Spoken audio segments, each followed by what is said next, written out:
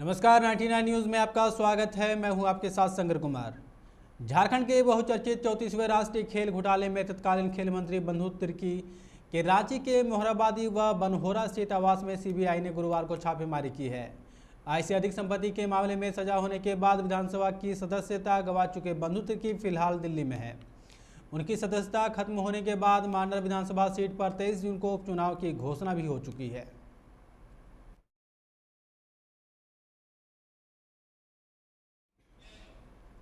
राष्ट्रीय खेल घोटाले मामले में सीबीआई की टीम ने बोकारो के सेक्टर 8C स्थित कबड्डी एसोसिएशन के सचिव विपिन कुमार के आवास 2201 पहुंचकर छापेमारी में कई दस्तावेज जब्त किए हैं। सूत्रों के मुताबिक उनके घर से सीबीआई की टीम ने कई LIC आवास के एग्रीमेंट पेपर, कुछ बैंकों के कागजात जब्त किए हैं। बता दें कि झारखंड कबड्डी एसोसिएशन के सचिव सह बोकारो ओलंपिक एसोसिएशन के अध्यक्ष हैं विपिन कुमार सिंह। गुरुवार सुबह 8 बजे ही धनबाद सीबीआई की 4 सदस्यीय टीम ने छापेमारी कर उनके घरों का स्कैन किया है। खबर तो यह भी है कि पटना तथा पटना जिले में उनके गांव पर भी छापेमारी की गई है।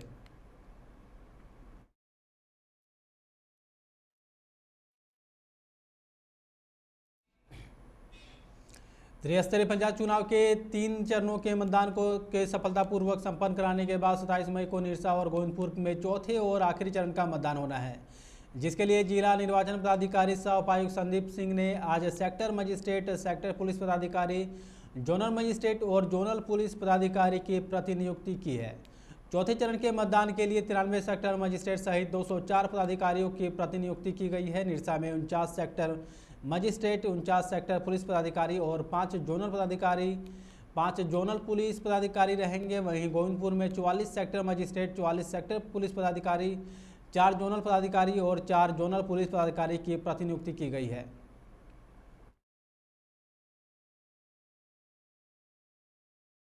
और चुनाव हेतु हम लोग प्रस्थान कर रहे हैं। अभी हम लोग क्लस्टर में जाकर के रुकेंगे और वहाँ कल की तैयारी करेंगे। जैसे पेपर वर्क है, स्टैचुरी, नॉन स्टैचुरी की जो भी वर्क हैं, बक्से से संबंधित जो भी कार्य को आज होमवर्क के रूप में हम लोग कर लेंगे। और फिर कल 7 बजे से 3 बजे तक चुनाव का निश्चित समय है। हालांकि यदि वोटर्स और भी रहेंगे लाइन में तो 3 बजे के बाद भी हम लोग चुनाव कराएंगे, क्योंकि मतदाता को जो महापर्व, लोकतंत्र के इस महापर्व में हम लोग हमारे टीम के साथ जा रहे हैं। कहाँ जा रहे हैं आप लोग? 289 बूथ नंबर 289, हाँ, नया बड़ा टाड़, गोविंदपुर। हमारे पूरे 5 लोग हमारे साथ हैं और सारे व्यवस्थित होकर हम लोग यहाँ से निकल रहे हैं। अब बस से हम लोग जाएंगे। हमारे टीम में 7 बूथ हैं, 7 बूथ के लोग हम लोग एक साथ चल के वहाँ पे जा रहे हैं। इस चुनाव में हम लोग निष्पक्ष रूप से चुनाव कराने के लिए प्रतिबद्ध है और प्रशासन के साथ हम लोग हैं। झरिया के फुसबंगला जमाडोबा के बीच करीब 14 महीने से बंद रेलवे फाटक को खुलवाने के लिए पूर्व पार्षद मनोज साहू और आमजनों का संघर्ष आखिरकार रंग ला गया है। मनोज साहू का पिछले 6 दिनों से चल रहा आमरण अनशन आज सांसद पशुपति नाथ सिंह और धनबाद विधायक राज सिन्हा ने खत्म कराया। दरअसल फुसबंगला जमाडोबा के बीच आदरा रेल डिवीजन के अंतर्गत पड़ने वाले भागा रेलवे स्टेशन के पास फाटक नंबर 34 पर ओवरब्रिज निर्माण के लिए पिछले 14 महीनों से रेलवे ने फाटक बंद कर रखा था।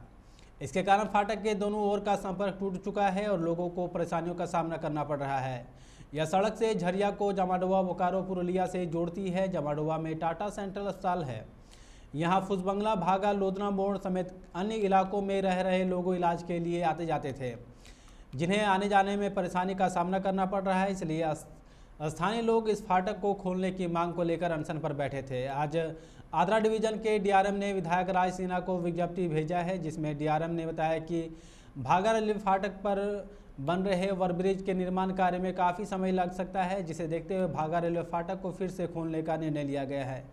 सभी औपचारिकताएं पूरी करने के बाद 1 माह के अंदर फाटक को खोल दिया जाएगा। इस आश्वासन के बाद मनोज साहू का अनशन सांसद और विधायक ने आज समाप्त करवाया है, जिससे स्थानीय लोगों में खुशी की लहर है।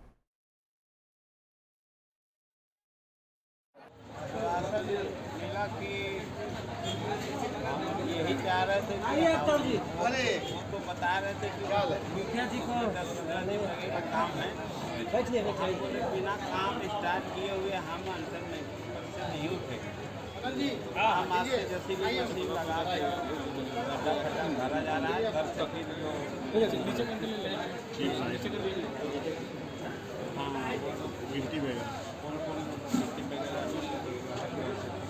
तो आश्वासन से आप संतुष्ट हैं? जो आश्वासन आपको मिला है कि पूरा खुश है।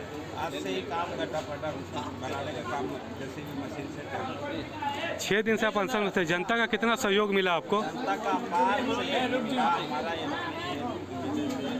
और यहाँ की खास करके हमारा लोग का जनता से, माता बहन बेटी से, बुला से, सारा से हमको अपार बहुमत मिला और हम खुश हैं। कुल मिला के आपका आंदोलन सफल रहा ना? आंदोलन सफल रहा कुल मिला के? आगे भी जनता के लिए पैसा आंदोलन करते रहिएगा? करते रहेंगे हर एक ओवर ब्रिज बनने के लिए हाँ। रेलवे ने गड्ढा कर दिया था और रेलवे की इच्छा थी कि जल्द से जल्द इस काम को हम प्रारंभ करें, लेकिन यहाँ पर पानी का पाइप गया है मादा का और मादा से इसके लिए अनुमति लेना आवश्यक है।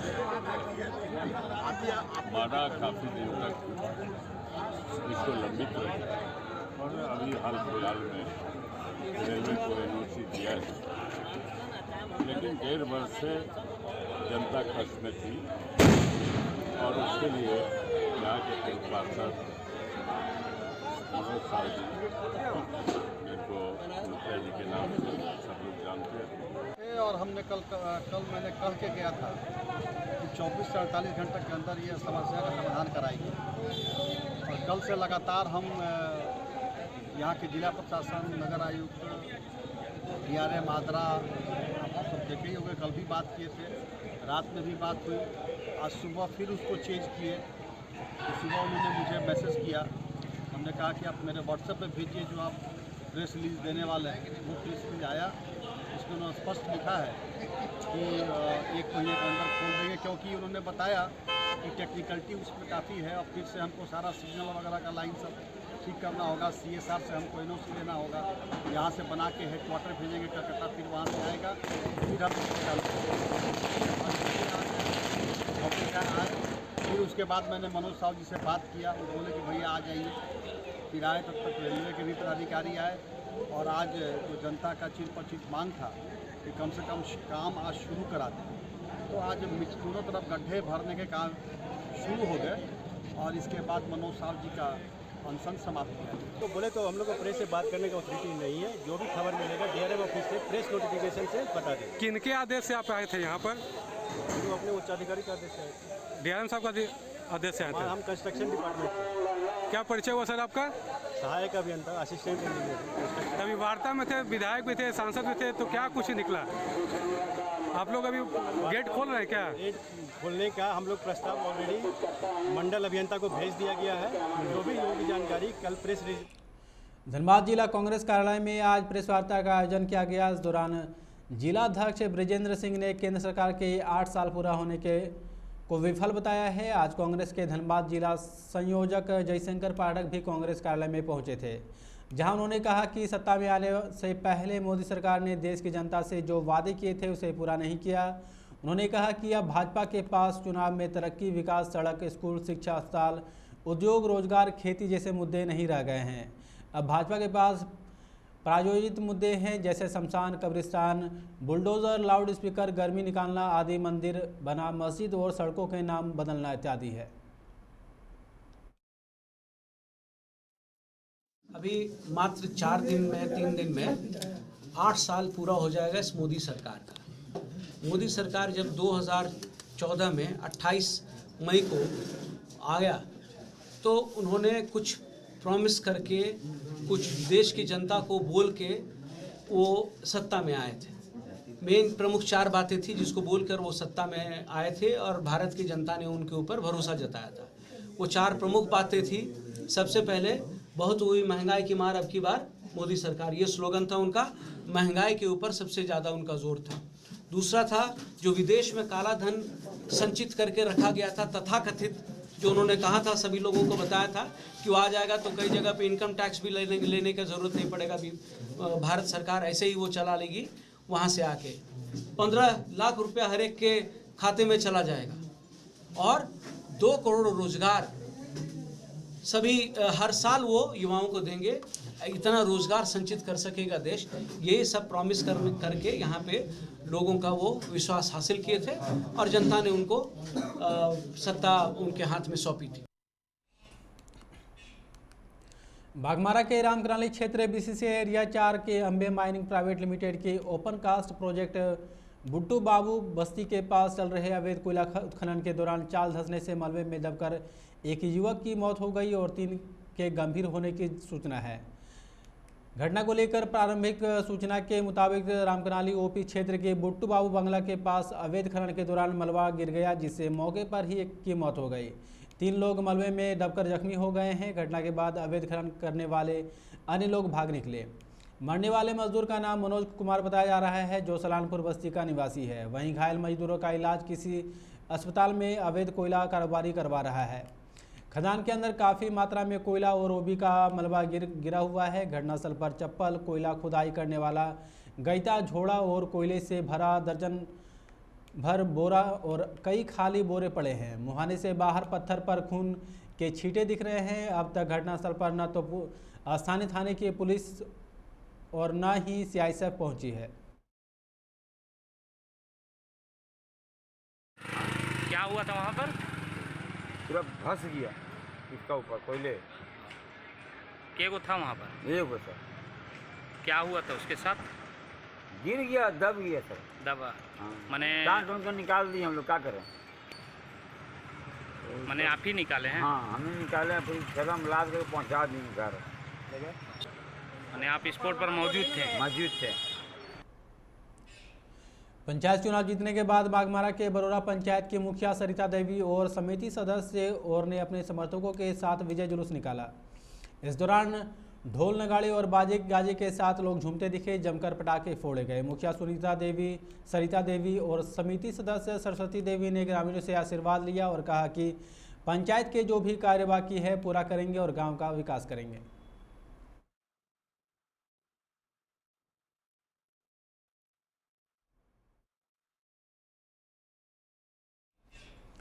फुटपाथ दुकानदारों में काम करने वाली संस्था नासवी की ओर से आज धनबाद के हीरापुर सुभागन मैरिज हॉल में जिले के फुटपाथ दुकानदारों के साथ एक बैठक की, जिसमें फूड ऑफिसर आदिति सिंह भी शामिल हुई। इस मौके पर फुटपाथ दुकानदारों को वेडिंग सर्टिफिकेट होने के बावजूद दुकानदारों को हो रही परेशानी, नगर निगम की ओर से सामानों की अवैध जब्ती और पुलिस प्रताड़ना जैसे मुद्दों पर चर्चा की गई।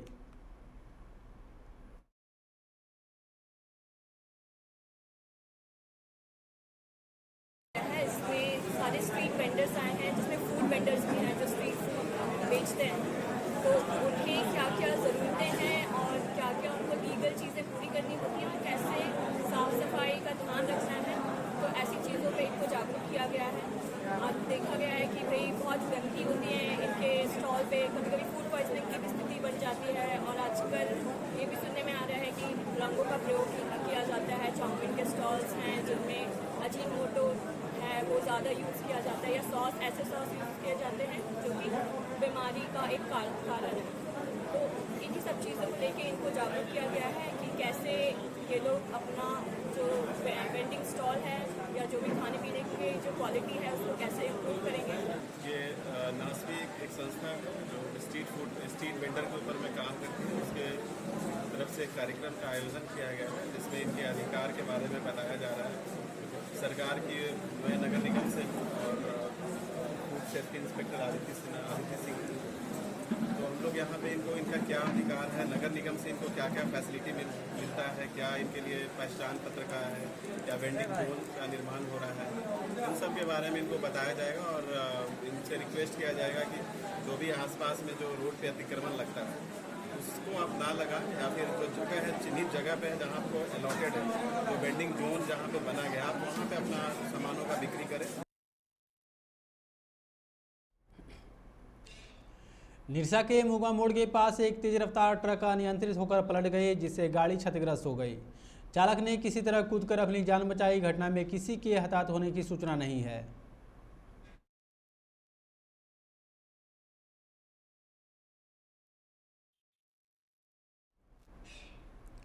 डुमरी के नीमा घाट स्थित कोरियाडी निवासी देवली पंडित के पुत्र जीवलाल पंडित, जो 6 महीने से पहले काम करने के लिए मुंबई गया था, वहां उसकी तबीयत अचानक खराब हो गई, जिसके बाद उसके साथियों ने उसे मुंबई के एक अस्पताल में भर्ती कराया, जहां उसका इलाज कराया गया। जिसके बाद उसके साथियों ने उसे अस्पताल से डिस्चार्ज कराकर मुंबई से ट्रेन में बैठाकर घर भेज दिया और परिजनों को इसकी सूचना दी।